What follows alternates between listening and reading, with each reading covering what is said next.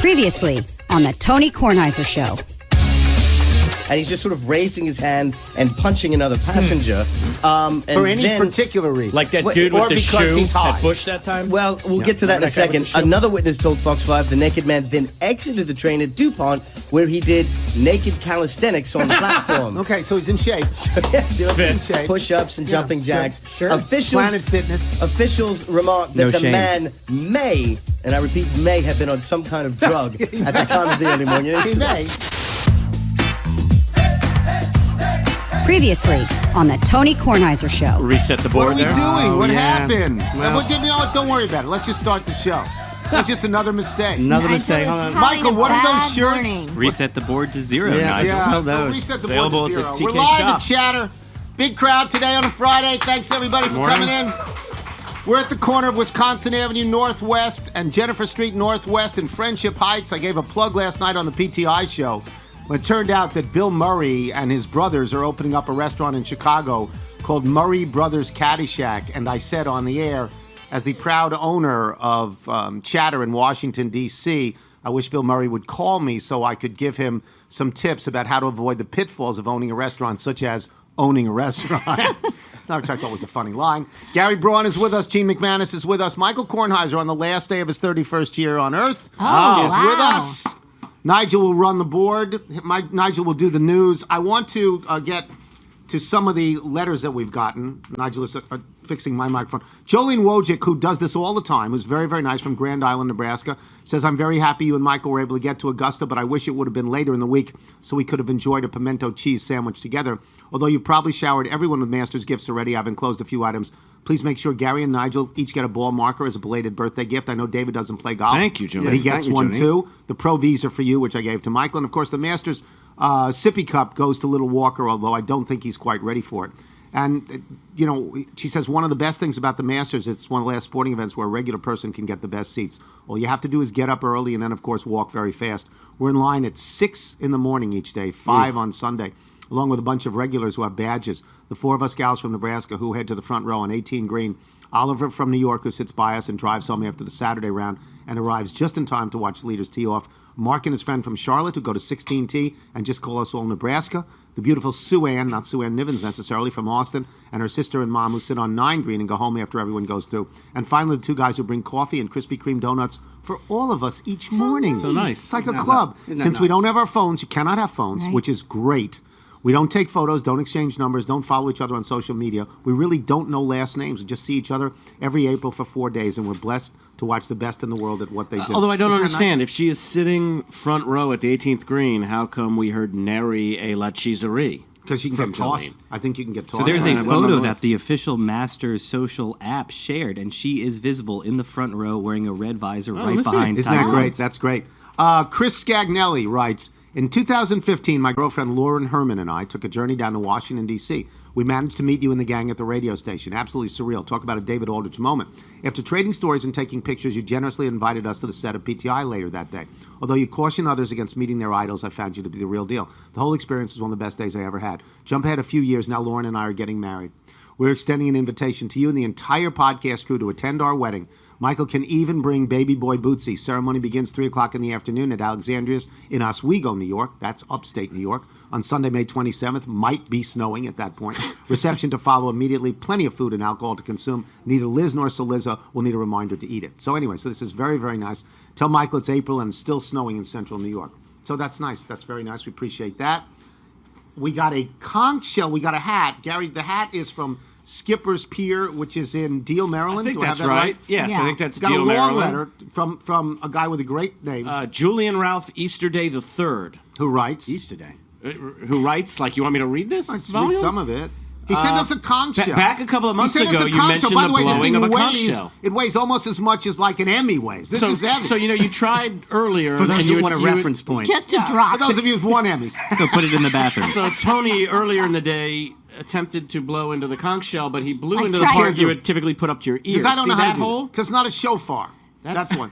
Go ahead. Oh, look at Gary. Yeah. Gary making it work. Assemble Good news job. team. Yeah, Assemble there you go. news team. Okay. So they sent us Duck up. and cover. Conch and cover. So what did he send us? What's So the he letter? sent you the conch. I mean, the letter, it's really long, and I struggle to read, but So apparently he graduated Annapolis High School 4 years after Belichick.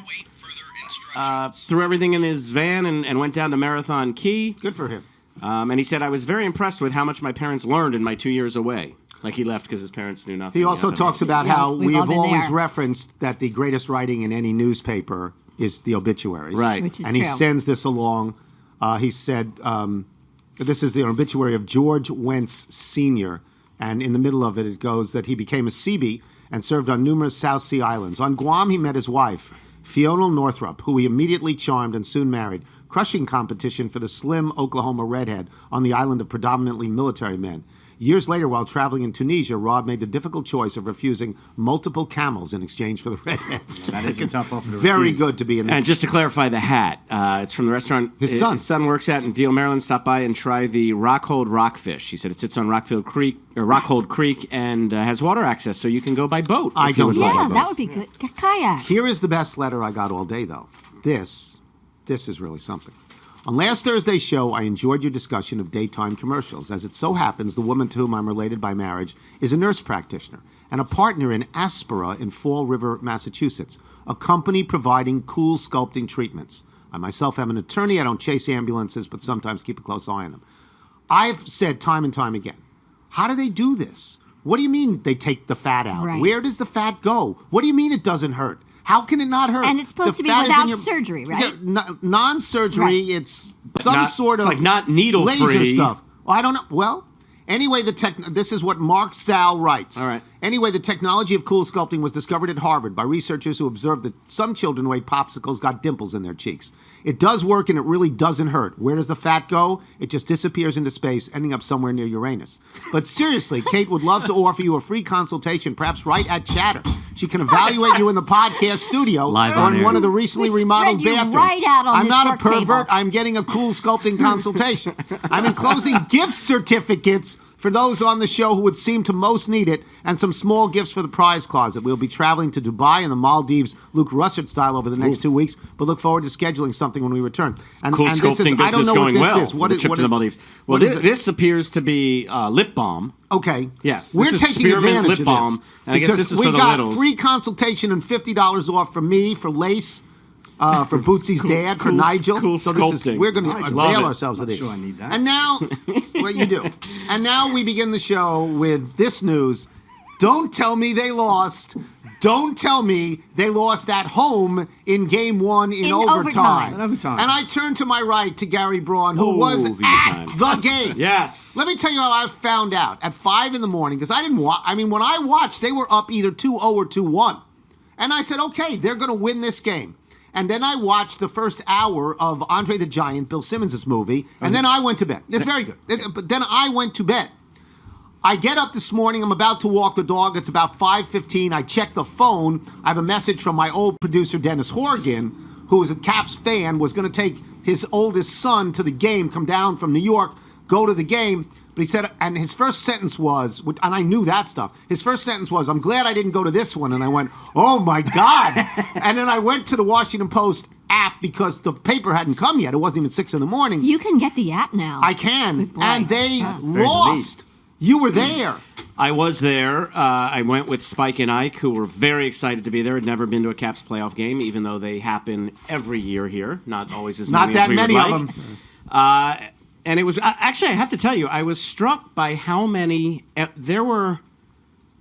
I don't think I'm exaggerating to say there were hundreds of empty seats in the 100 level. Now, I don't know if they were people who bought tickets and just didn't come, but I was waiting for them to fill up, and they did not fill up. There were empty seats. Wow. And I think I talked to you yesterday, I think it was off the air, about how easy it was for me to get my tickets. I'm not sure if that game was even sold out, which would be weird. I'm sure it's reported to be a sellout, but that said, the crowd was phenomenal. The kids in the first period, the Caps get a couple early goals, and they're so excited. This Can is I just incredible. interrupt every Yes. once in a while? How many did Ovechkin get? Ovechkin got none. Almost No. one. I'm And how not many, even how sure many his- assists did Ovechkin get? I don't think he had any of Yes, any it would be goals or less assists. than one. But I'm looking for shots the on playoffs. goal. He had 4 shots. He did have on 4 goal. shots on goal, but there was, and I said to the person sitting next to me at the game, my friend Barb, who came with us as well. And just to clarify, it was not me and my lady friend and my 2 sons. Yeah, sure. My brother and his daughter were also there. But that he was, and I wasn't watching on TV, so maybe I had a different feel, but I didn't see him with the puck on his stick much at all. I mean, I saw a few shots. Now it's early. It's too early to be choking, but they choked that one away for sure. They took way too many penalties in the third period, gave up 2 power play goals late. Choking. What do they do with the goalie? That's not a good What did they situation. do? I Was mean, the goalie bad? Grubsy? Was Grubsy he bad? gave up or is it 4 goals on Groovy. Groovy. But some of them were on power play. I mean, that's not really. Yeah, they took a that's terrible penalty in the third period. They took put the guy in jeopardy. They took multiple bad penalties in the 3. third period. But that One guy tripped somebody behind his own goal. What are you doing? Here's the 30 seconds on that game. First period, they go up 2-0, as is often said in hockey as well as soccer. 2-goal lead is like the worst lead in sports, right? So I think I'd rather have it than be down 0-2. They start the second period on the power play because of that game misconduct, dude. The 5-minute major. Right. 5-minute major. Yeah, guy boards a guy at the end of the first period. The Caps scored 2 power play goals inside of a minute towards the end of the period. Inside of a minute? Yeah. Yeah, so the 2-goal they're lead is a thinking bit 7-0. misleading. Yes. Yeah. Okay. A bit misleading, but it Yes, they came still at count. the end of the first period, so they have all the momentum in the world. They can put the game away ostensibly with a goal early in the second, which would make it 3-0.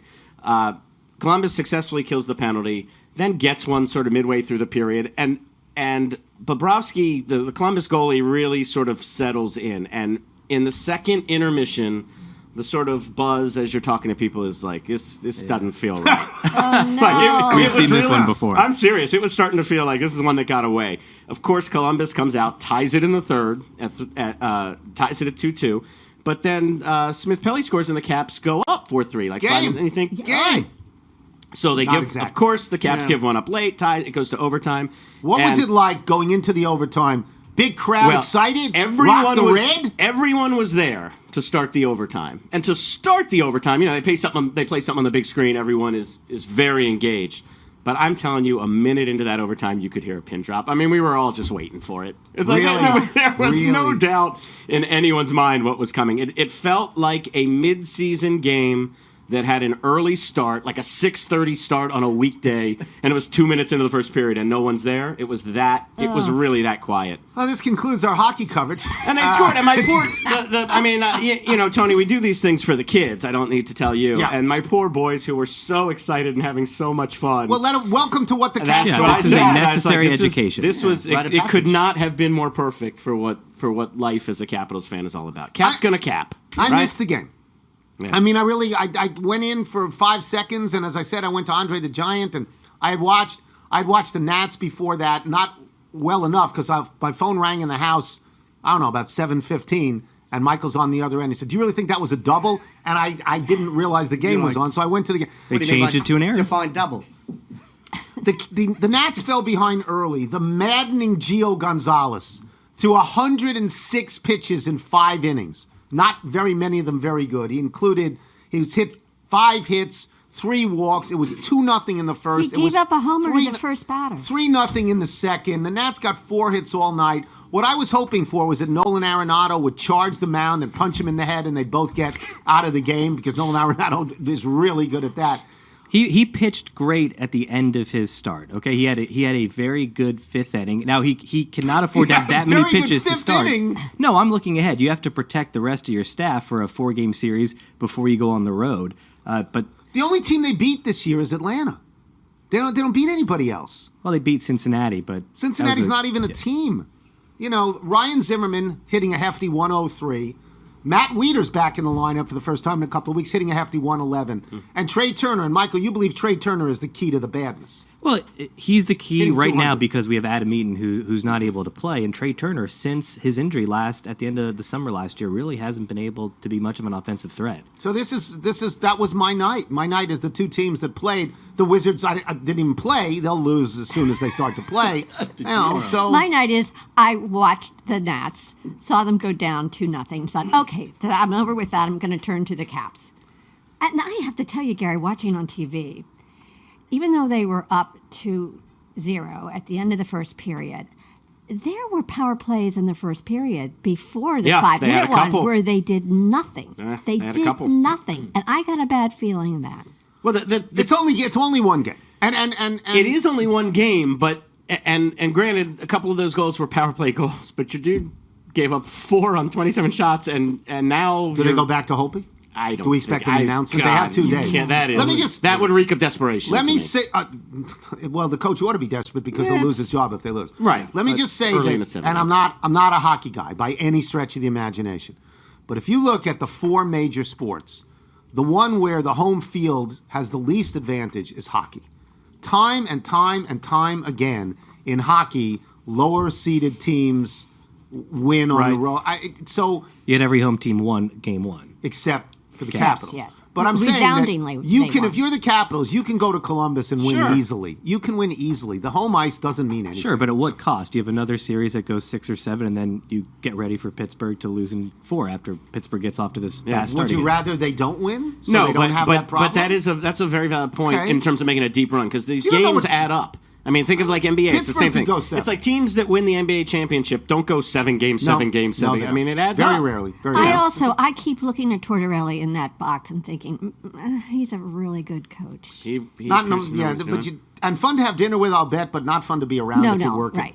We'll take a break. When we come back, Ann Hornaday has a lot of movies for us, right? That's so right. we'll have Ann Hornaday because it's Friday. When we return, I am Tony Kornheiser. This is the Tony Kornheiser Show.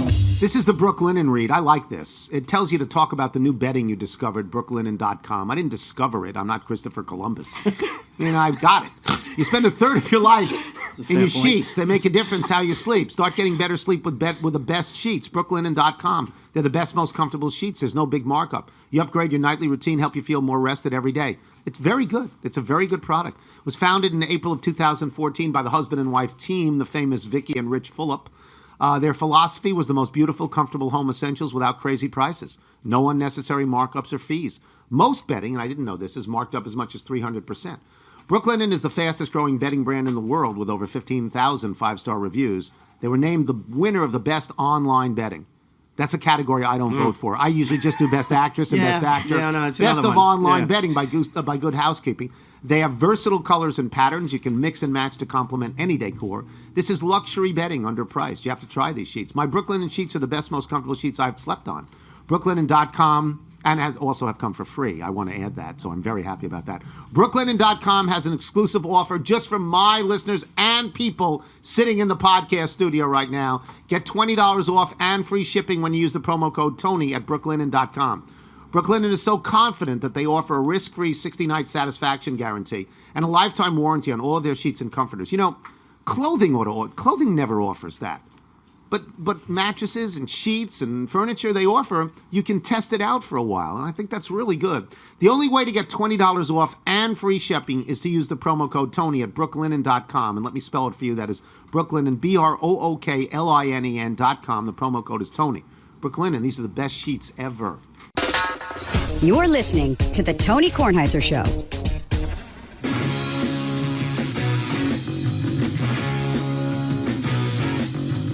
Rex and Christina, right? Hey there, it's Rex and Christina with Big Stir Records. Thank you so much for your tremendous support with the Spy Genius record. It's a great song. We wanted to share our latest release with you. It's Make, a brand new album from Fresno, California legends Blake Jones and the Trike Shop, who are Fresno, California Fresno legends. but they haven't gone all the way east yet.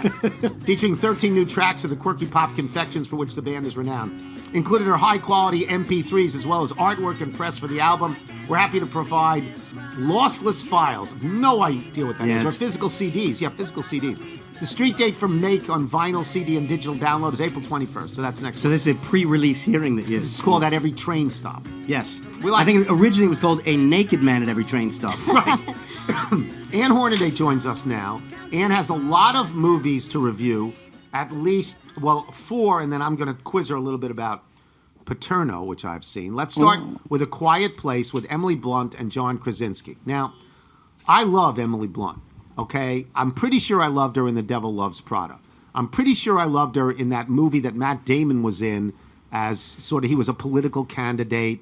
They all wore hats and they disappeared every once in a while. I know you liked her in that Tom Cruise Tom movie. The Tom Cruise Cruise movie, movie. The Tomorrow, whatever. Yeah, that I was loved great. her in that. So, what movie am I thinking about with Matt Damon and they all wore hats? Oh, God. Wait a minute. They didn't say there'd be a quiz.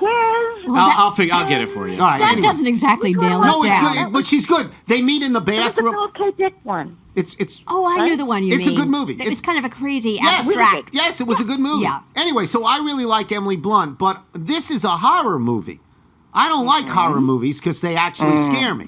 Some people go to horror movies to be scared. I avoid horror movies because I don't like to be scared. So, I know. so tell me about this movie, and then we'll find out the Well- name of that other movie. Matt Please Damon's in get it. it. I'm blank. Matt Damon and John Slattery's in it. Oh, God. Now I'm not going to be able We're to. looking at her function. No, it's the other way. It's the other way. filmography, and none of them ring a bell. All right, Tony's so looking at her Oh, filmography. it It'll was- come up. Yeah, I'll figure it out. Maybe she wasn't in it, This but I is thought she was in fascinating it. radio, isn't it? I thought it was good. Go ahead. Tell me about this movie. Well, okay, this movie. All right, you're right. It's a horror movie. It's more. I would say, actually, it's more of a suspense movie. It's not. There are horror elements, so there are definitely jump scares, but I it's like more of a suspense. And the premise is that Emily Blunt and her real life husband John Krasinski, who actually directed the movie, are parents raising kids in upstate New York after the invasion of these weird alien creatures. Where in upstate? Near Right. Binghamton? You know what? I'm not saying it's not Binghamton. The Adjustment Bureau is the name of the movie Yes. I'm talking about. That's exactly what it was. Okay. Thank you. God. I can go back to sleep That's a fun now. movie. That's Yeah, a fun it's a good movie. movie. Yeah. It's really good. Yeah, that was a good movie. Yeah. Anyway, this is sort of a speculative. So these creatures prey on people, and they're drawn by sound. The only sense they have is hearing, and so you have to be super, super quiet so they won't get you. It was like the quiet car. Nobody likes Why that. don't you move? Nobody likes that.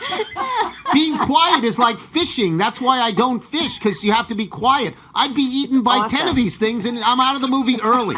I'm out early. Amazing. Yeah. It's amazing. And like when you're in the movie theater watching this, within 5 minutes, you know, people are usually talking and Not they're this time. munching their popcorn. They're looking they're around. doing this and that. Within 5 minutes, everybody shuts up. I mean, it's like the whole room goes down. I It's really wanna see amazing. this.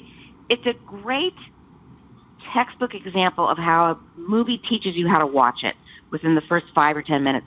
It's brilliant. I thought it was a very clever premise, really well executed. You're right about Emily Blunt. I think she's fabulous in everything, Terrific. including this one. She's definitely the center of this movie. And yeah, I think it's a really, like right now, I think we're in a place where we're finding out what makes people go to movies in theaters. And one of the genres is horror. And this is a really clever, well thought out, well conceived twist on that genre. And it's smart and that, you know, demands that you see it with other people in a theater. And I think it's fantastic. I Okay, think so it's great. you highly recommend this movie, A Quiet Place. Highly. All right. Yeah. The next movie is Beirut. It stars John Hamm. It is written by Tony Gilroy, who wrote Michael Clayton, which My on my favorite. personal list is one of the top 10 movies I've ever seen in my life. And every time Agreed. I land on it, it doesn't matter where we are in the Agreed. movie, Right. I go to the end because I really like Michael Clayton. Perfect. What is this movie, Beirut? Beirut is a script that actually he wrote before Michael Clayton. It's about a diplomat in Lebanon in the 80s. It starts in the 70s and then it kind of jumps to the 80s. But it's about this kind of world-weary guy who gets out of the biz because he's so disaffected, and then they pull him back in. And it was on the shelf for 20 years. Argo was actually, you know, when Argo ended up winning awards Love and making Argo. some money. Love it. Right? They thought, okay, maybe there's a market for this. And so they dusted it off and they brought it back out. And, you know, it's, first of all, let's see, where do I start? Like, we're all kind of waiting to see if John Hamm actually has the juice for movies in a Yeah, way. You know what I yeah, mean? yeah. Like, we know he's a good TV guy. And I really do think he was very good in a little tiny movie called Marjorie Prime last year. But this is really, I think, proof of concept. You know, like he's got it. And the great Rosamund Pike. I mean, speaking of Emily Blunt, Yes. I would put Rosamund Pike up there too. She's never put a foot wrong ever in her. I love her and everything she does. And it's one of those sort of taut, mature, smart thrillers. There's no car chases or gratuitous bombs or, you know what I mean? it's one of those movies like Michael Clayton that's made for kind of, I feel like it's made for us. It's made for kind of grown-ups. And so I want to really see thought it this. was very well done. I Yeah. want to Check see it out. this. That is Do you think you're going to go see it? Do you think you'll see it in the theater? I'd like to see it in theater. Yeah, I like think to be you around should. other people, but not too many other people. Like I like to go to know. the first Certain show other people. when there's like 20 people. I don't like Limited to be I other know what people. you mean. Yeah. You're like Jackie Gleason in that episode where he's like putting all the potato chips and saying he's ready to watch the fight on the TV. You want it near, but not too near. No, You want to spread it out.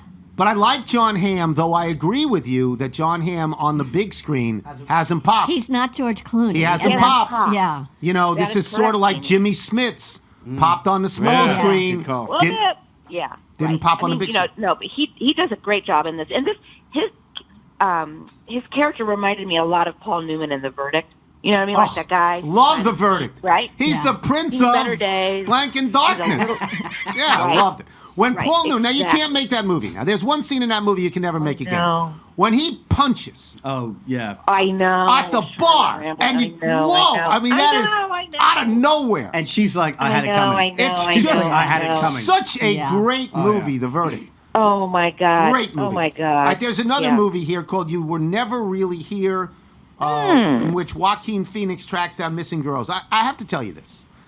I'm sure he's a wonderful actor, and I liked him as Johnny Cash. But he's at arm's length for me. There's something about him that I don't totally buy in, and I just think he's sort of weird. And I'm not drawn to his movies. How about you? Well, he only says nice things about you. Well, I'm not drawn to his movies. I know what you mean. This is a very interesting movie. It's directed by a woman named Lynn Ramsey, who did a really great adaptation of We Need to Talk About Kevin, which is a fantastic novel Yes. that she really brought her own sensibility to and kind of refashioned as a movie with Tilda Swinton a few years ago. And, Tilda Swinton and Michael she- Clayton when she's Oh sweating. my God! God, that's a great scene. The If bathroom everybody scene, here, if you please. haven't seen Michael Come on. Clayton, you got to see Michael Clayton. It's really good. Go ahead. There is nothing. It's Michael Clayton. I keep circling back. It's a perfect. It's perfect. just, yeah. Anyway, but Lynn Ramsey is a very interesting. She's an artist, and she really does make these thoughts. These are films that are pure films. They're pure sound, pure image, pure acting. Your phone is cracking. Your phone is losing us. Where are you? Sorry, I don't mean to. No. Can you hear me? Yeah, Stay better. right there. Yep. Don't move. Go ahead. It's a very interesting movie. He's very good. In the service of what you just said, is he plays a guy who avenges young girls who've been, sexually trafficked. And I think it's basically an art house version of Taken, to be glib about it. Okay. And I didn't buy it. I didn't buy the premise. I'm sick of using girls and sexual violence as a premise to prove the moral elevation of a male character. I hate Well that. put. Yes. And it does it in spades, and they can't get around it, and that's my big problem. It's a hackneyed premise, a hackneyed story, but very well done by Lynn Ramsey. And I'm not if gonna see if you're in that Joaquin Phoenix camp, you know it is a great performance by him. But I get what you're saying about The post, the sort of hashtag, every movie now has sort of a hashtag slogan to try to. So I wondered, Ann, where you would come down on this when I saw that the hashtag for this movie is hashtag Bring the Hammer. And on the poster, he's holding a hammer. I guess that's Yeah. I know. It's they're trying Speaking to of that, make have it you ever seen the campy and commercials kitsch. I don't like that. for the Mike Slocum hammer, where he's an accident lawyer, and he goes and he looks in the camera sort of off to his left side, and he's promising lots of money for you, and he goes, "Let's ride." And you just go, nobody would hire this guy. Nobody hires. Exactly. All right, That's what I want in Chappaquiddick, my which corner. sounds like it's a TV movie. Jason Clarke and Kate Mara. Is Kate Mara related to Rooney Mara? Yeah. Yeah, Are they they're sisters? They're sisters. Yes. Yeah. Having She's in Shooter, I lived believe. through Chappaquiddick, having read about it a million times, I have no particular juice for this, but I'm wondering, is it any good? You know what? I have to say I didn't have juice for it either, and I was a little skeptical. But I will say it's very well done. I was very impressed. First of all, Jason Clarke, I thought he was fantastic as Edward Kennedy, and Kate Mara is fantastic as Mary Jo Quebecny. And one of the things this movie does is really humanize her and kind of give her her due. I feel like the tabloid headlines, it was all about the innuendo and what was she doing, and Yeah. it The was Boiler Room immediately Girls. to- Yeah. Yes. And I think this really kind of shows us how smart those Boiler Girl, it was really. Well, one of them doesn't- was Esther Newberg. Yeah, that's right. Who went on to a spectacular career in books. Exactly, exactly. And so I think it does a respectful job of that. It doesn't cast any aspersions on them or what they were doing there. They were there for a party to honor the memory of their mentor, Bobby Kennedy, and that's all it is. I mean, there's no. I was impressed with that. It doesn't go too far out on a limb. It is speculative. It does fill in, its version of what happened, and it doesn't show Mr. Kennedy in a good. It basically shows him as a moral coward. Yeah. And his story was always that he had a concussion. He was in shock, and he didn't know what he was doing. But there is still that huge problem of why didn't you call the police? In that first 8 or 10 hours, and it really shows him and his handlers and his team going into self-protection mode. But I won't go as far to say that it demonizes him. It shows him as a flawed human who made grievously wrong calls. But I think it does a pretty judicious job of just showing somebody in that position who does make a wrong call and then where it leads them. And so actually for all of that, I think it's very well done. I'll wait for that to be on TV. I mean, I will not go to the theater. I want to see it. I will not go to the theater. I'll let you do. Yeah, I think Jeannie, check it out and let's talk. I like revisiting those things. That So happened. in this same genre, because Ted Kennedy and Mary Jo Kopechne are real people, and that's important historically, Joe Paterno is a real person. And we've learned the other day when we had Barry Levinson on that the reason he got involved was that Al Pacino's a big football fan and wanted to make this movie. You have seen this, right? You've seen Paterno? Yes. What do you make of it? I watched it. What do you make of it? I thought it was really. I thought it was really good. Okay. I think that the trick with that movie was perspective and point of view, and I really think they got the point of view right because they went into the household of the Paternos, and then they kept pulling back to those fans and to the swirl and the reporter and her point of view outside. And I think what I really appreciated was it kept coming back to the victims, and it made their experience and their truth centered. And I thought that was hugely important and really gracefully done in the movie. What did you think of Al Pacino's performance as Paterno? I thought it was good. I don't really know much about him, so I can't really say, what did you think? More importantly, what did you think? I felt that early in the movie it was established that he played him as sort of doddering and very, very old. Yes. And he was old, but never thought he was doddering. Yeah, I mean, he was coaching, he was still coaching and coaching effectively. Yeah. So just because you're 84 doesn't mean that everybody 84 is doddering. Clueless, right. So exactly. Visually, though, it was... He looks just like him. He looks a lot like Joe. He really looks like him. I kept That looking was at him, though, and uncanny. thinking of him playing Phil Spector. I can't get that image out of my head. I know. Yeah, he played... Well, Al Pacino lately has done a lot of these sorts of movies. So what I wanted to bring up, so we have Barry Levinson on, and Barry Levinson is pitched to us as Barry Levinson's a big fan of Tony's. And I go, this is ridiculous. Oh. No, he's not. No, he's not. The fact is he's not. Somebody doing publicity just said, why don't you do this show? And we'll just tell him He had no idea who I was. But after we got through with the Paterno stuff, which I thought was okay, but not great, I asked him, I said, do you mind if we talk about some other movies? So the greatest thing in this was, of course, if you're looking for perfect comedies, Diner is just great. Yes. It's Of course, it's a game changer. It's just great. And he said nobody at the studio liked it at all. They didn't change a thing because they thought it was so bad. They just wanted to get rid of it. How do those people have jobs, Ann? That movie's great. Listen, I'll tell you, that was a movie that was saved by critics. It was Michael Srago, my dear beloved colleague, was one of the great champions of that movie. And it was real.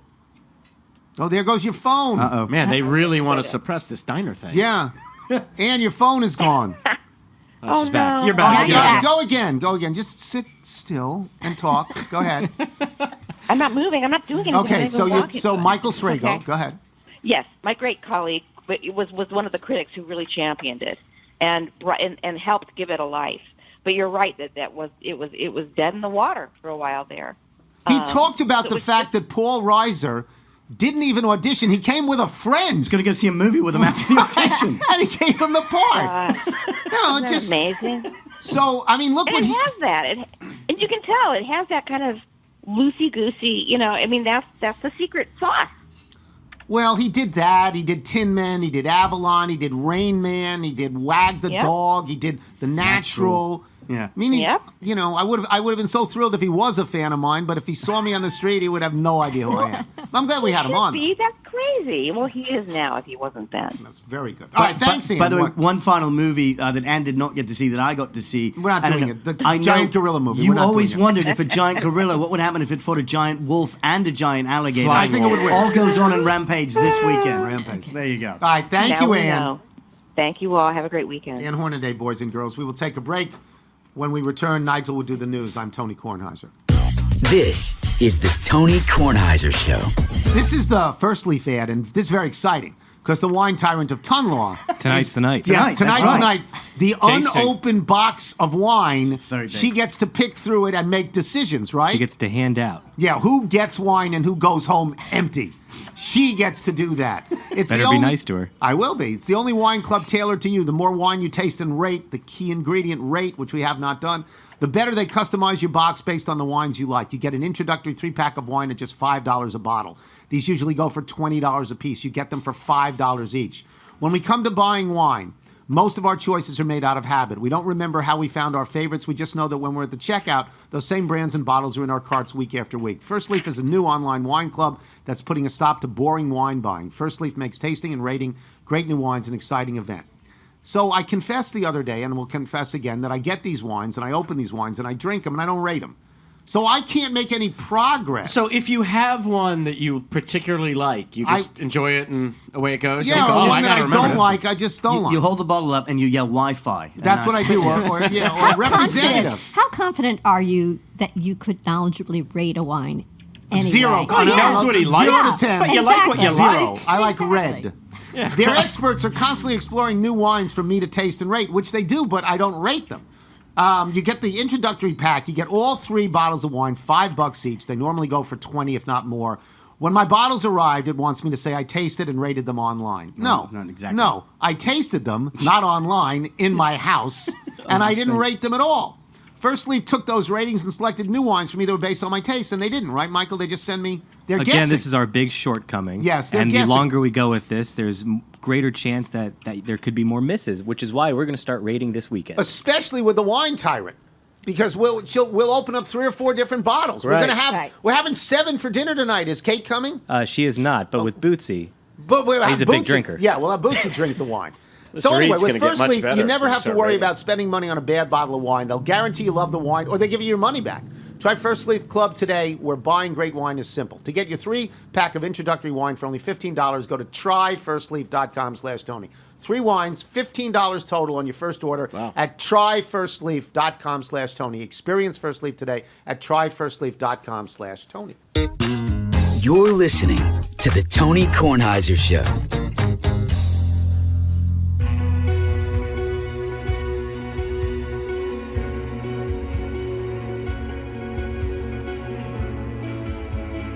This is sent to us by Jeremy Essig, who writes, last June you were kind enough to play a track from one of my bands on the podcast.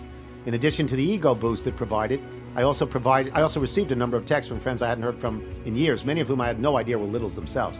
So rather than answer those texts individually, here's a song from my band, Let's Not, a St. Louis-based 3-piece featuring myself and my friends Ann and Michaela. Our debut album, Glimmer, is available wherever you find music online, and if you find these songs podworthy, it will allow me to respond to those texts from a year ago. Yes? Really? Hey, Coulter and Ryan, how's the kid? Oh, and while I'm catching up with people, please have Mr. Saliza say hello to a CNN colleague, Rebecca Berg, from me. We both worked in the Missouri State House together while in college. She has gone on to a great career in journalism, and I guess I learned how to write a counter melody for a violin. This is called Liz. That's right. There are a lot of Liz's near and dear to me, so Yes. this makes me very happy. As with Michael, there are Liz's near and dear to him. If people like Jeremy Essig want to send in their music, how do they do it? please send your music into the show by emailing it to jingles@TonyKornheiserShow.com. And are we selling anything? Yes, it's now officially spring. The warm weather looks like it's here to stay, Yes. so it's the perfect time to get your very own TK Show knit winter hat. Yes, a good time. Yeah. Discounted. Not Well, really. not really. Not really. Not really. Not Maybe. really discounted. Yeah. And in the studio, in this area, in Chatter, we're selling for just $12. Just 12? Just 12 Chatter t-shirts that now come in all sizes, not just small. We are awash Yeah. in Chatter t-shirts. So, They won't be here long, though. Those Yeah, things they move. move. They actually move. Nigel has news. I do indeed, Mr. Tony. I wasn't sure. Did you guys cover the Capitals? You know, they lost last night. Yes, we covered that. There's a lot of things we could begin with, but let's begin with James Comey. Yes. His new book is coming out, or I guess it's coming out. It's out. Yes. It's leaked out. It's not It's out. deliberately It's leaked because he's a leaked. leaker. He's a He's a leaker and a liar. Yeah.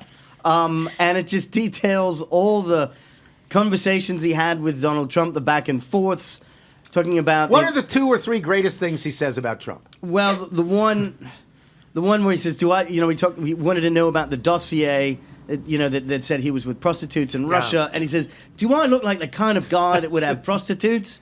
And this is an actual Never conversation. would occur to me. I think, do I look like the kind of guy that would need Oh, prostitutes? need a prostitute, I'm I sorry. think is what I heard, Yeah. right? And then, I don't know, the other one that strode to me was about that incident. He just kept claiming... He called him a liar. He says he's unfit to be the president. He called him a liar. Yeah, but he said, I'm a germaphobe. I could never do Oh, that. Trump said that. Yeah, Trump. about the P-tape thing. He Yeah, said it's that. just, he I said, mean, I'm a it's jerk. just Believe me, I would never do that. remarkable. In the back and forth. I mean, in the end, he says, this is the forest fire that is the Trump presidency. Yeah. What happening now is not normal. It is not fake news. It is not okay. And how has Trump come back? Trump has responded this morning Very on Twitter, of dignified, course. James yeah. Comey is a proven leaker and liar. Virtually everyone in Washington thought he should be fired for the terrible job he did until he was, in fact, fired. He leaked classified information for which he should be prosecuted. He lied to Congress under oath.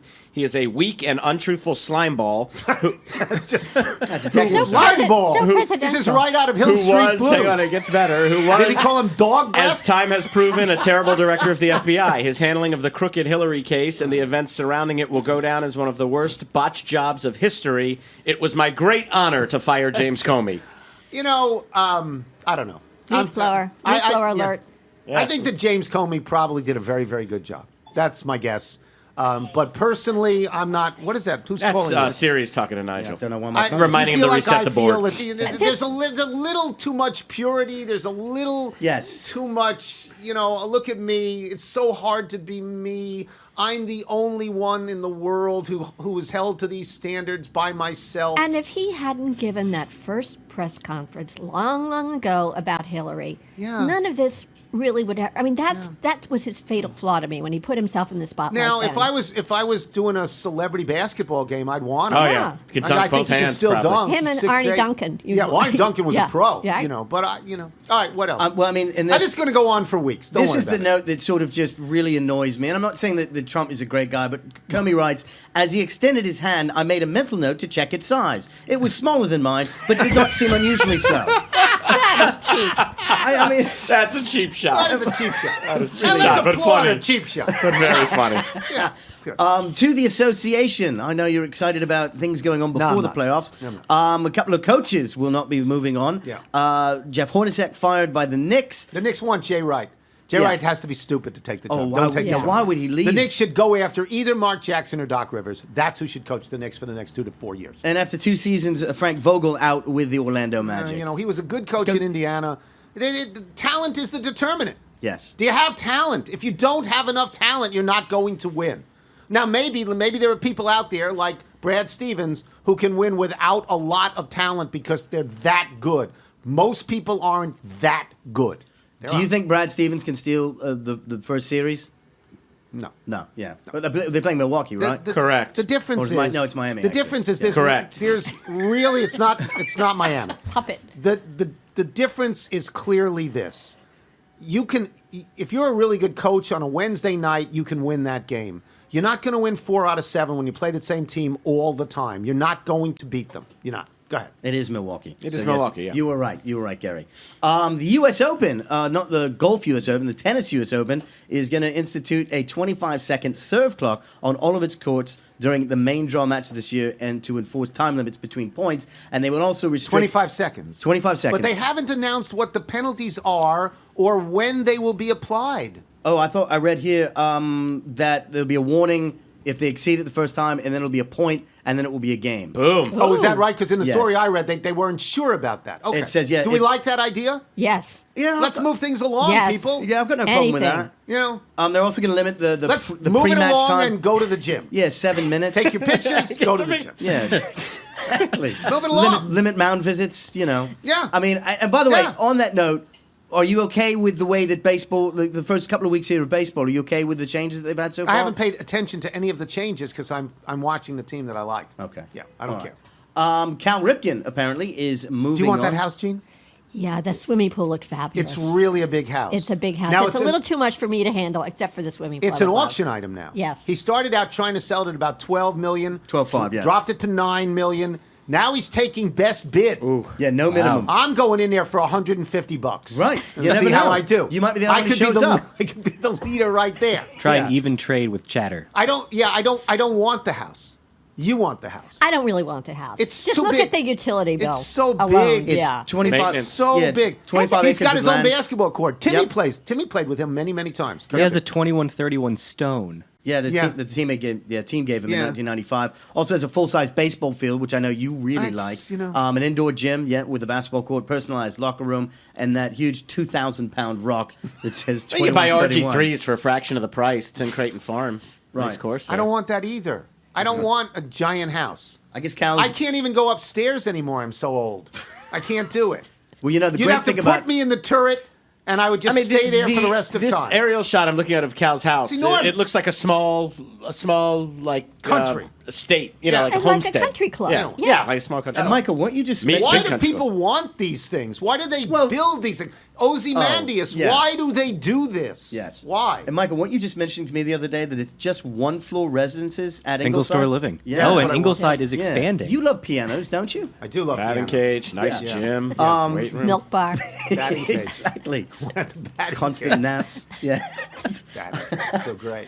This is a fantastic story. You brought my attention to this morning. The Chagall painting that was stolen decades ago. Right, has just been There recovered. are ties to the Bulgarian mob. I didn't know there was a Bulgarian mob. So to set the story, there was an inside job from a Manhattan place in the Sutton Place Always neighborhood. is. Place With very art, it's nice. always Yes, an yeah. inside job. With Mr. and Mrs. E.S. Heller. Have you seen the Thomas Crown Affair?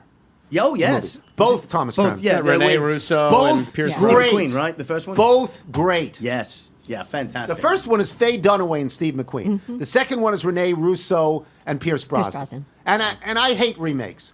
Both are great. One of the rare times the remake is actually Both terrific. great. So an inside bloke stole this apparently Decades ago.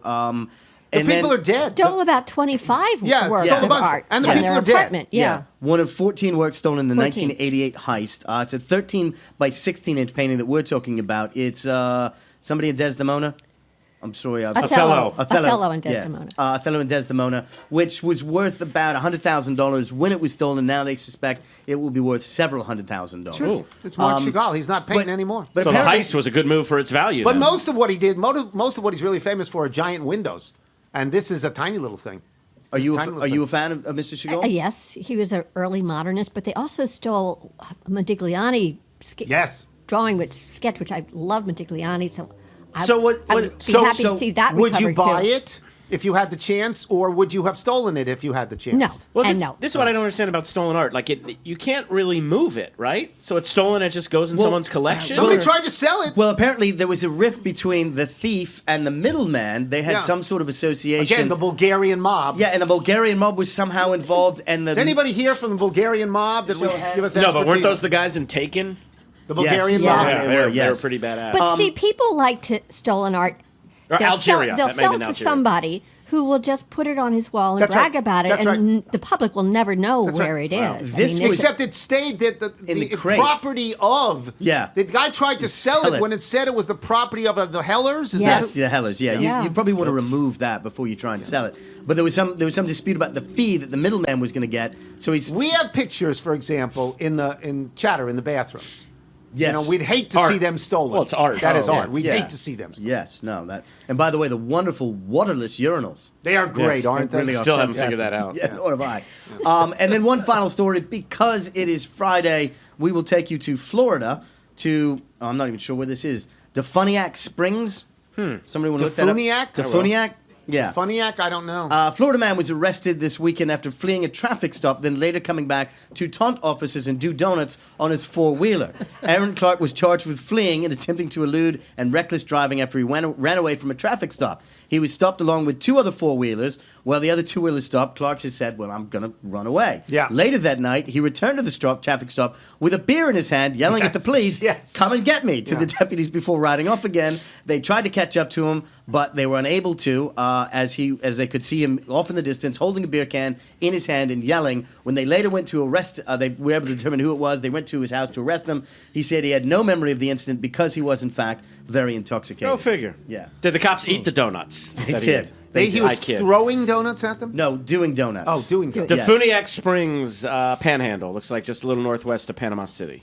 So In the really high rent district of Florida, right? Yeah, that's where what you is went. that? It's the Redneck Riviera, isn't that what it's called? Right. Like Yes. as it stretches out in Yes, Mississippi. indeed. This is a little bit and more lower inland. Alabama. Maybe Yes. LA. 20, 30 miles north of the Gulf Coast there. All right, Yeah, that was the Emerald Coast. Very good newscast. We will come back. We will have Old Guy Radio when we return. I think Michael and I will tell some golf stories when we return, in case anybody wants to leave before we do that. I'm Tony Kornheiser. You're listening to The Tony Kornheiser Show. The Tony Kornheiser Show. This is Dancing in the Dark. We're playing it because Liz Clark isn't here, because she hates it. We're playing it in honor of Max Weinberg's 67th birthday today. This is a drum-driven song by Bruce Springsteen, and I actually like it. I don't have any particular commentary here, except Max Weinberg's had a great career, not just with Bruce Springsteen. Wasn't he on with, was it Conan O'Brien he was on with, or was it I would have somebody? to check that. With Conan. I think you're right. I Conan, think you're right. Conan Yeah, O'Brien. yeah, House right, band. right. He was That's the house right. band for Conan O'Brien. I'm with Liz on this. You You're don't not a like this fan. one? No. I love this song. Yeah, I like this song. I do. I love it. And of course, I mean, for critical commentary, this is the song that was made famous because of the video in which Brian De Palma shot the video, and they pull Courtney Cox out of the Right. seats, Yeah. and then she's dancing on the stage with him. I've never seen that. An Oh, you unknown haven't? Courtney No, Cox. I've never at that seen point. No, it launched Courtney Cox. Oh, Yeah, Oh, is it that was- right? it She was got a- friends after that? Yes. Yeah. It was in This is a great part of 1984 that. that they shot it, and they actually, Bruce had to play it twice within that concert so that De Palma could get the shots right. I So, really like it. Yeah. I guess I'm the only one. I really like it. So it's the end of the week. I haven't talked about golf in South Carolina, and I haven't talked about The train ride. golf in Pinehurst, and I haven't talked about. I'll talk about the train ride after I leave Pinehurst because I leave by the train. Would you like to talk about golf in South Carolina, where I was not that bad? You weren't very good. No, but I was not that bad. Is there a specific round you'd like me to go into? No, was I was not very good? You were terrible. Oh, well, I got much worse in Pinehurst. You were putting well, though. You're actually those putting bunches. better than I think I've ever seen you putt before. but I can't hit the ball. You're not hitting it in the air. I don't and you hit- still Ooh. struggle out of the traps. difficult. I can't get out of trap, and I can't. I'm really no good, and I have no distance, and I'm no good. And this is what I'm going to do. I'm going to play Not tomorrow. that bad. I'm going to play tomorrow. Yeah. So you and know you played well. I'm going to try very hard to commit to this one idea, which is when I'm on the range, I'm good. Everybody's good on the range, but I'm also good on the range, and I take full swings and I try to hit the ball. And when I get out on the golf course, I take these little half swings. Get scurred. I don't Just commit to turn. it. Yeah, commit to it. I'm much too quick, and I Don't either activate the shank glutes. it. I don't do Glutes. anything. So I'm going to try very hard, even if I'm terrible, truly terrible. I'm going to try hard to commit to a real swing. Like Michael, you swing at the ball. Oh, yeah. He I hits it. swing at the ball. And the other thing that you need to do when you're on the range is you need to visualize hazards as if you're actually on the golf course. So even if you're just aiming at a pin that's 150 yards away, imagine that it's tree lined down the left side so you can't go left of that pin because that's going to help you when you get out on the course. Just want to hit it in the And if I can air. make a suggestion that might help you too, just in Stop. terms of Just quit. Take drugs. more complete swing would help in terms of flexibility and stuff, is you should try yoga. I hate yeah. yoga. So we got back from Or ice sculpting. Augusta, and we played 5 or 6 holes. I lost 5 balls very quickly. So that was a day. Shit. You got That up, was a drove day. to Augusta, Yeah, did one day. Augusta, drove back, and played. And played. So Wow. that was Now, good. what was different for Old me field. is I play with Dad probably 20, 25 times a year. I play with my in-laws. I might play with my mother-in-law the most of any of my playing partners. And getting the three of you together, it sort of threw me off my game because I didn't know enjoyed where that. to put my Oh, attention. worlds colliding. Yeah. It's terrible. I Yeah. enjoyed it. We had great fun. So then I went to Pinehurst. I drove to great Pinehurst weather. on Tuesday in my Dodge, Red. my red Dodge with Alabama plates. So not you. Yeah, I drove to Pinehurst and I got there in time to play 18 holes Tuesday. I played number 2 on Tuesday, which is the championship course, which is where they have the U.S. Open, where they've had Ryder Cup. That this is a very big deal course. I played with Alex Podlagar and I played with Kevin and Alan, who are course designers, who are themselves in charge of the maintenance of the courses and the design of the courses. You know, and they are both agronomists, and one is from England, Alan's from England. It was great fun to play with them, and they're good. I mean, everybody's good to me, but all 3 of these people were good. I played number 2 4 different times, 4 days in a row. I didn't only not break 100. I don't think I broke 110. No. No. Well, this is when you get in the sand. You can't get out of the sand, and all of these, the famous thing people remember is these are the turtleback greens. So you can chip it across a couple times. It just you land, it goes, and you cannot stop it. A great golfer looks at Pinehurst number 2 and is not scared at all. Looks at the green parts and hits it to the green parts. A bad golfer like me is all over the map, and once you get in the sand, it's very hard to get out. I played 18 that day and had a great time. Then Carl Ravitch and his brother Matt came. So it's me, Carl Ravitch, Matt Ravitch, and Norby Williamson. And we have played together a lot, and we play fast. And we don't really like anyone in front of us. And we want to go through everyone, which is hard to do at a resort. The Bobby Abba move. It's very hard to do at a resort. Play over people. Well, we played Wednesday, Thursday, and Friday. We played 45 on Wednesday. Holy cow. 45. Now, we're in carts, except for the 18. We started out on number 2. We walked, and then we played. What would the next thing be? Yeah, Probably 4. We played 8. We played 8, and we stayed at 8. Or maybe we started at 7, and it was too slow for us, so we ran to 8, and we just kept playing. I mean, Ravitch and Norby are good, and Matt was surprisingly better than I ever remembered him being. And we just kept playing. And Carl at the end, it was still light, and Carl said, "Let's go to 50." And I went, "No, I'm done. I'm done at 45 for the day." That's impressive. We went in 3 days, 45, 36, 36. Wow. That's a lot. I'm done. I'm golfed out. I played 100 holes. I maybe had 3 pars. I was so terrible. Just so unbelievably terrible and angry all the time because we'd be behind people who were slow, or we felt they were slow. We felt that we should have badges that would just allow us to go through. American television. American television. Do you know who I am? Armband. Because we're just trying to play. We go to the ball and hit the ball. We don't. Are you away? No, maybe you're away. How far, Mike? Just hit it. Just hit it. Did any of the people in front of you? Did you hear the phrase "nice shot, mom"? No, I didn't hear "nice shot." So how'd the Mom. body hold up? 45, Yeah, 36, that's 36. I was okay. Do you think? But we were in carts most of the. You walk too, but Still Do you swinging think a lot. if you had slowed down, you might have played better? I was concentrated a little more. As on you your... just heard from my son, you're a terrible golfer. I just remembered I'm terrible. my favorite piece of your Pinehurst trip happened in the first 5 minutes of when you were at the resort. You're on the phone with me as you're walking into your condo, and I hear you say, "I'm here," and the gentleman at the other side of the door says, Oh, yeah. I thought I was staying. We were in like 102, and I went to where 102 had always been in the years we'd been there, and I opened the door, and there's a guy who's not only living there, he owns it. And I go, what? What is this? So we ended up in another place. So then I take the train home because Tina says to me, "You're too old to drive. It's like a 6-hour drive. You're too old. Don't drive. Don't drive. Take the train."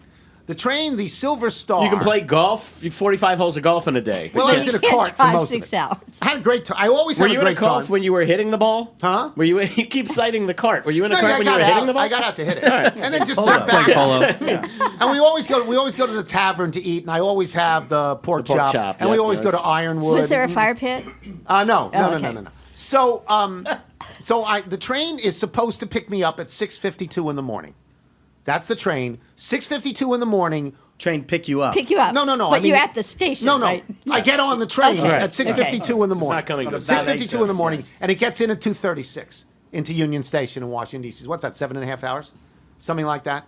Anyway, I'm going to be picked up by the car service at about 6 in the morning. Okay. But the car service at 5:30 because I've been up since 4. Of course. The car service alerts me that the train is going to be late.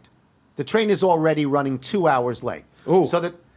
Where's So it coming from? Florida? Probably, Originally yeah. Orlando. Uh-huh. So if it's Frank Vogel. 2 hours late there, how much time are you going to make up? The answer right. is not Right. much Not time. much, yeah. So now I'm looking at 4:30 in my head. You're thinking I can get another 18 holes? No, I was done. I mean, He was I haven't going played for this week. 36. I don't know that I really want to play tomorrow, but I'm going to try. So I get on. I have a sleeper car, which is really nice. I'm really happy about that. I get to lay down, and it's the Silver Star. And everything is, when I get on the train, everything is okay, and we're moving okay. And you hear every once in a while from the conductor, who likes to call everybody ladies and gents, that we're going to make up some time. And we begin to make up some time because you can follow this. I was emailing with Nick back and forth from Amtrak, and he's saying you're making up some time. We got down about an hour 20. Like he made up about 40 minutes. Wow. And then, one of the great things was in Raleigh, I think it was in Raleigh, the conductor announces it's time for a smoke and stretch break. And the train stops, you get 15 minutes, but they say, remember, you leave the train doesn't leave you, so you better get back on the train when we're ready to go. All of that. This guy's got some A material. But Yeah, we are, I think he's worked on it. By the way, how would you like to be Nick from Amtrak? Tony texting you every time. So How's have we your made up any Saturday? time? Have we I made up could any time? read you the emails about this. Great to hear. Nick's You sick threatened of me. him. I Nick bet he is. sick of me. I bet But he I was is. having a pretty good time. But then we were in Southern Virginia, like before Petersburg, and we start going really slowly. Oh, no. Really, really slowly. Like slowly, when I'm describing slowly, you see the highway, and the then cars are just- past you in a flash, and it that's feels not like you're going 5 miles an hour. Honestly, it doesn't feel any more than that. And I'm panicking, and I'm writing. Nick is not even answering me. He's not responding. No, he's and blocked you. finally, the conductor comes on. He says, "Yeah, we've been going very slowly. We had the misfortune. We got behind a CSX freight train, and they go no miles an hour. Right. When we finally got rid of the CSX freight train, we were like 2.5 hours late. We got into what? You know what? It was. I didn't drive. I did get to lay down. A couple of people knocked on the door, take some pictures or something like that. And we got in right around 5, and I had nothing to do. I had nothing to do that Saturday. That was the Saturday we thought it was going to snow last that's Saturday. right. Right. It was Yeah. too cold to play. I didn't want to play. My clubs were being I didn't have Some were any- watching the Masters. Right, but I got home in time to watch, so would I recommend it if it was on time? Yeah. See, this is what Nick wrote me. This was the great thing that Nick said, because I said, Never the people at contact me again. Pinehurst are saying that the train, don't take it. And he said, no, let me explain how it works. Some days, it's sort of like Sam Bradford. Some days, he be great. completes 16 out of 18, Other and he's days- everything you wanted. Other days, he's a human ace bandage. I got human ace bandage. What are Yeah. you going to do? The day before, the train was 2 minutes early, and the day before that, 4 minutes late. I'd have gladly taken those. Yeah. The day after, on time. The My s- day, a little over 2. The sleeper car. I've never had that. Is that great? Woody Allen movies? Yeah. No, I'm thinking of Cary Grant and Eve Marie Saint. No, you know? it was- North by it Now, Northwest. think of anchovies in a tin. It's close. It's close quartered, but I had enough room.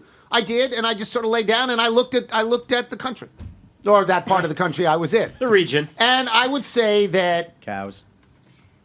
I didn't start to go completely crazy till as much as 15 minutes in. Oh, that's pretty good. After that, almost a I record. had my Discman, which nobody has anymore. I listened to my CDs on my Discman. I made some phone calls. My Liz made the mistake of I've responding to your text. That just opened the door. Alex Podlagar had gotten me some sandwiches the night before from Pinehurst, so I was able to eat the sandwiches. I was happy about that. I went counting? I did a lot of counting. I did a lot of fretting when we were slow. I felt we were slow, and as Michael can tell you, when I travel, when I begin to fret, I'm usually right. Right? I was right about the plane. Yes. So I had plane. What was that thing? Planes and cars and trains. What Planes, was- trains, and Yeah. automobiles. I had them all. You had them all. I Yeah. had them all, and each one gave me a certain amount of anxiety. Terrific. Each one, so it was really good. What I was bothers happy me about the train story is we flew through Charleston to accommodate you. Yes. And to get this rental car, which you just Yes. ditched, we then had to fly back through Charleston for our return flight when we could have gone through Savannah, which would have been a much easier trip for I us. thought you went through Savannah. No, we had to go back to Charleston. So are you blaming To me? return the car, you mean? Well, I'm blaming you in that it inconvenienced me. I'm also blaming you because when we got that hot red cherry Dodge Which you drove. SUV, which Yeah. I had to drive, Yeah. you then slowed us down even further by demanding a Garmin GPS. Because how else? I don't know how to get to How anything. else? Wait. Do you have a cell phone? I that don't know. added about Oh my 15 God, minutes on that the is back so end of the funny. rental car And procedure. those You're things paying are awful. $8.99 Yeah. a day for a Garmin in your rental car? It didn't even have. Love it. I The couldn't first even half use of my our drive, phone. it was spitting out kilometers for us. Yes, kilometers. Oh, It was a yeah. European Garmin. going yeah. 85. I couldn't That's use what my you want. phone. Like it wouldn't sync up with my phone. So I couldn't use my phone because I Probably don't on like airplane mode still. You know, I didn't understand any of it, and I'm That's probably so done funny. doing this. That was probably the last great trip for me. Well, That's it. impressive numbers on the course for you, though. Yeah. Not the score so much as the Five, volume. golf balls in 6 holes. That's Quantity, actually not impressive. quality. Yeah. I'm actually, I was never any good. I have now reached Ingleside levels. I have. They might Nice have to. shot, They huh? may have to pull me out of the course. All right, I'm done. An email and some jingles when and some emails when we return. A What? jingle, an old jingle that has come back, and I hope you. This is a classic that we've got from the incomparable Robert Berg. I'm Tony Kornheiser. You're listening to The Tony Kornheiser Show. There's a golfer, 21 years old. Holding Jordan Looks Speed. like he's 40 with his failing follicles. Doing battle with the vertiginous Jason Day, who has a beautiful head of hair. His hat is tailor-made. Dustin Johnson's hairline also heading north. Brandon Grace as well, what a sad laconic sport. Makes men hate themselves cause they can't get it on the green. And 70% of us have the androgen receptor gene. Hitting his golf shots on all the golf holes. Using his golf clubs, he strikes through his golf balls. At the golf tournament, talking to Steve Sands, signing scorecards with his golf hands. He's won the first 2 majors. Balding Jordan Speed. He may soon have Propecia sponsorships on his golf bag and his golf sleeves. He's ranked first in the world. And hair plugs work for Wayne Rooney. Besides, have you seen Rory's hair? It's like a briar thickets. Unholy offspring. The incomparable Robert. I think that was Robert's coming out party. It's if I'm not a mistaken. rework. No. That's Yeah. a rework. That's Yeah. very, very good. Very good. Before we get to the mailbag, let me thank Ann Hornaday for coming on the show today. And no, Gary, I'm not thanking you today. What- I would, however, what like to happened? thank our sponsors, Brooklyn and First Leaf Wine. Remember to listen and subscribe to new and archived episodes of the Tony Kornheiser Show, I wherever used you to listen like to being podcasts. thanked. It was a beautiful week. We didn't thank A week of anybody, gratitude. including Apple Podcasts, Spotify, and Google Play. If you listen to the show through iTunes, leave us a review. I want to thank the people. I want to thank Alex Podlegar in Pinehurst for letting me play. I always enjoy myself. Amtrak there. Nick. Amtrak Nick. Amtrak Nick. How are we now? Made up any Ken time Powell, now? Yeah. Ken Powell at American Airlines. Everybody who would helps pace me it. travel How from we pace Not A to us. B. But not us. And I drove you. Yeah. Thank Michael. He drove me. Dodge. Chad Bachman. If I were the naked Metro man's attorney, court-appointed public defender, my defense would be that my client entered the Metro station fully clothed and his clothes caught fire by an electrical arcing-type situation. Dr. Tom O'Brien in Rockville. Hearing Neil Greenberg speak as the host moaned about his comments about the Cavs Blue Jackets upcoming series, I could not help but think of Barry Trotz, the Pittsburgh radio DJ calling Trotzy a whiny, no-neck scumbag who has never gotten out of the second round. He did that on the air? Wow. It's terrible. One of the best quotes ever spoken on the show. I also realized his old team made it to the finals last year. It does not look promising. From Jonathan Tannenwald, who we know Yes. in Philadelphia, yes. That Jonathan Tannenwald. I usually leave emailing the show to my mother, Carol, but Thursday's show compelled me to write in. I was listening to Neil Greenberg's appearance and the many caveats behind his prediction that the Capitals would beat Columbus. I was surprised that he and not you did not mention that they are choking dogs. So will they be choking dogs again this year? I am, for better or worse, prepared for it to happen. Also, could you give a shout out to my father, Peter, who turned 75 this past Sunday? That would be great. As Michael knows, Peter is a big fan of the Ribs at Chatter. I hope to see you, Michael Bootsy, and Bootsy at the Palestra next season. Oh, can I just say, speaking of chatter, this is going to be a perfect weekend to be out on the patio. Yeah, we're yeah. outdoor cooking. Yeah, Putting so up make the sure, umbrellas. yeah. Friday and Corner- Saturday, we are outdoor cooking. Yes. And Sunday. David Rowland in Anderson, Indiana. I was heartened by Neil Greenberg's upbeat takes on the Washington sports scene. Especially heartening was how he did not predict that a tomato would wipe out Redskins Park later this year, or that the Nationals roster will not be decimated by anthrax. As an aside, though, Scott Brooks might be cheered up by a robust case of anthrax compared to how you described his current demeanor. Those two non-predictions are the most upbeat things that can be taken from his conversation with you and the gang. Oh, well, hockey and basketball are winter sports. Who wants to spend time during May and June watching winter sports anyway? From Jerry Bauer in O'Fallon, Missouri. Just one question. You have a taser in your hand. There is an angry and violent naked man in front of you. Where are you aiming with your taser? I think we all know where we're aiming. face. Paul Hahn, the Georgetown prep class of 2002. I just saw CNN's Chris Saliza say golden showers on the air. Next time I see him, I'm screaming La Pisserie. Not like cheesery. No. David from Falls Church. I was listening to a podcast with Jason Alexander. He was asked about the TV shows he acted in after Seinfeld. Shockingly, Listen Up was never mentioned. Well, he's driven it from his memory. No Tony Kleinman. He's driven it from his memory, clearly. Jesse West in Chesapeake, Virginia. Last week I sent you all the winning pieces from Monopoly, but today they were returned by UPS asking something about a suite number. I guess you'll just have to get rich the old-fashioned way by being on TV and selling Wilbon's chili, if only that were the case. From Josh Cromwell in Moselle, Mississippi. The newest slogan for the Metro has been unveiled, fewer fires, more nudity. Yeah. From Joe Tasteful, though. Nen, or Nyen, N-G-U-Y-E-N. Nguyen? Win. Yeah. Joe Win, Yeah, excuse me. Win. New York via Amsterdam. Greetings from Amsterdam, where I'm spending the week on holiday.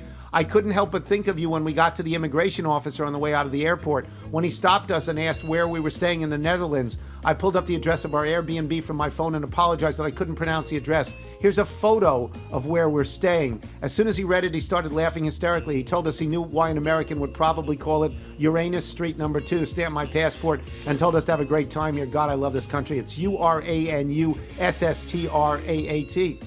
It would seem you would think, Mr. Wynn would think, and anybody would think Uranus Street. There's a picture of it over there that Michael's holding up. Stephen Eckington. Just checked in this morning at Sibley for scheduled arthroscopic surgery. I have a torn labrum. Yeah, fastball's going to be a lot slower this season. Anyway, I had to pay $12 to park.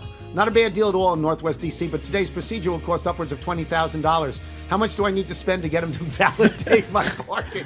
I mean, I think you've probably been able to do that right then, don't you think? If you're out on your bike side, everyone, as always, do wear white. This book is devastating. Thanks, everybody.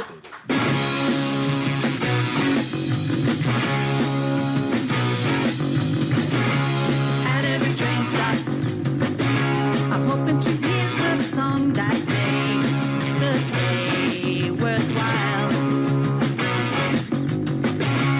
At every train stop, all these songs and their dreams, they thread for miles and miles.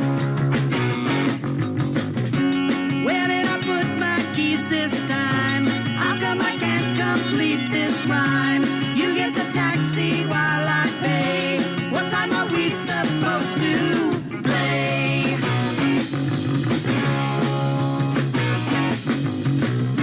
Remembering all our friends back home, matching our calls to their time zone, counting up all the towns we played, laughing at how little we're paid.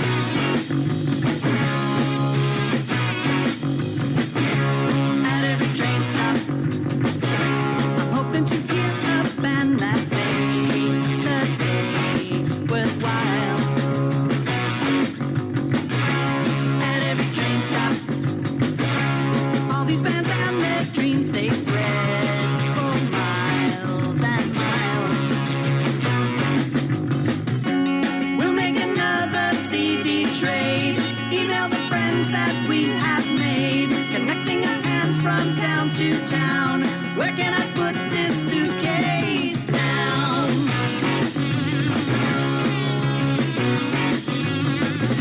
Remembering all our friends back home, matching our calls to their time zone, copying out tonight's set list. Can't do this if I'm proms and list.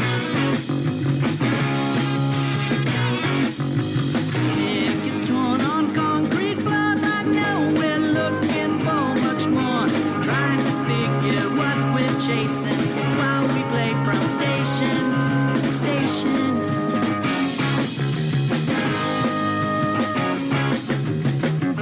Remembering all our friends back home, matching our calls to their time